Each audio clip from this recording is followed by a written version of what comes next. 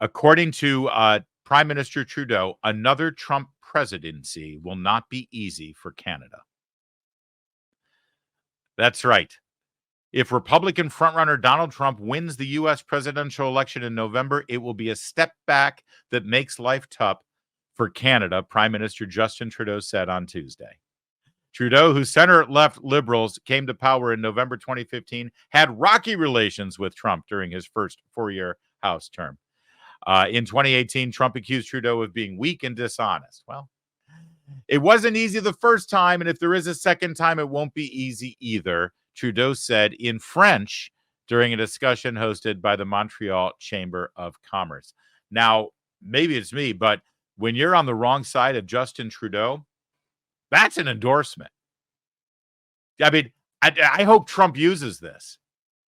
Joe Biden is Justin Trudeau's pick for president because Joe Biden will make America Canada again. How bad is it up in Canada? Here's a viral video from an influencer up there that tells you exactly what you need to know. Hi, I'm Canadian, where we're trying to make it almost impossible to get any kind of vitamins or supplementation, but it's totally legal to have up to 2.5 grams of heroin or methamphetamine. Hey, I'm Canadian, where if you disagree with our political views, we'll call you a white supremacist, freeze your bank accounts, and beat you with horses in the street. Hey, I'm Canadian, and we don't like opposing views here, so you actually can't even watch independent news media on social media platforms, and we're about to take down podcasts and even Netflix shows that the government doesn't like. Yes! I don't know if this is really what the Canadian Tourist Bureau is looking for, but it works for me. Hey, welcome to Canada. Hi, I'm Canadian, where it's way easier to get medically assisted suicide than an MRI or psychotherapy. Hi, I'm Canadian. It's really cold here. We have some of the coldest winters, which is why we are pursuing net zero, because we actually use fossil fuels to heat our homes, and we don't have alternative ways of heating our houses at work.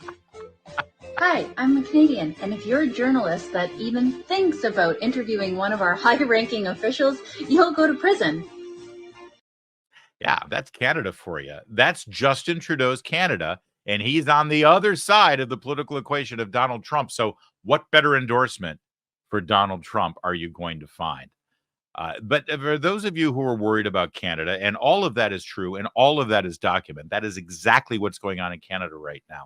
If you're worried about them, and you should be, there is hope. I want to remind you, there is hope with the leading conservative candidate for prime minister, Pierre Poilievre. What is it again, Kevin?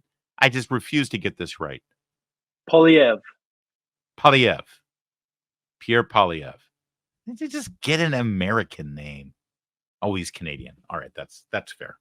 Pierre Poilievre, whose videos are fantastic. We love them. We featured them here several times. He was engaged in a press conference again, and this time he highlighted exactly how hypocritical and deceitful the Trudeau government is with regard to their relationship with Israel. Now, Trudeau is in the same position that Biden is here in America, where the power center of his left-wing government is actually embracing the Hamas terrorists. And they think that the bad guys in this whole equation are the people who just had over 1,000 murders take place and rapes and kidnappings and hostages. That would be the Israelis. They're the bad guys, according to the left-wing political force in Canada as well as here in America. So Pierre Poilievre called him out in a beautiful way, like he always does. First of all, let me point out the incredible, sinister, and hypocritical doublespeak of Justin Trudeau. He sends out some of his MPs to claim that they support calling Israel genocidal when they're talking to one group of voters. And then he sends out another group to say that they're against calling Israel genocidal. This is the cynical liberal strategy to say one thing to one group of voters and an entirely different thing to another group of voters, while Trudeau and Freeland say nothing at all, trying to have it both ways. If you're out there on either side of this debate on the Middle East, know that Justin Trudeau is lying to you. He's telling you whatever you want to hear, and then he's going to another group and saying exactly the opposite. I won't be doing that. I'll take a clear stand based on moral clarity. So let's address this allegation against Israel. I find it incredible that these countries have not accused Hamas of genocide when it's in Hamas's charter that they want to commit genocide against Israel. We don't even need to accuse Hamas because they admit that they are a genocidal enterprise. They admit that their October 7th attacks were motivated by genocidal aims. They are backed by the Iranian government, which seeks to annihilate the entire Jewish people. And not to mention that, if we want to go after genocide targeting Muslims, why are they not bringing a case against China for its persecution of the Uyghur Muslims who are in concentration camps in that country? Why are they not going after Bashar al-Assad, who's been carrying out a genocide against Sunni Muslims in that country? Of course, because this is not about genocide, it is about shamelessly and dishonestly attacking the Jewish people and the Jewish state, and the Conservative Party stands against this dishonest approach. You see, all is not lost in Canada. All is not lost for our Canuck friends. All is not lost for the Great White North. They have a chance. They could get reasonable leadership that makes sense and actually stands for honesty and truth and freedom and morality.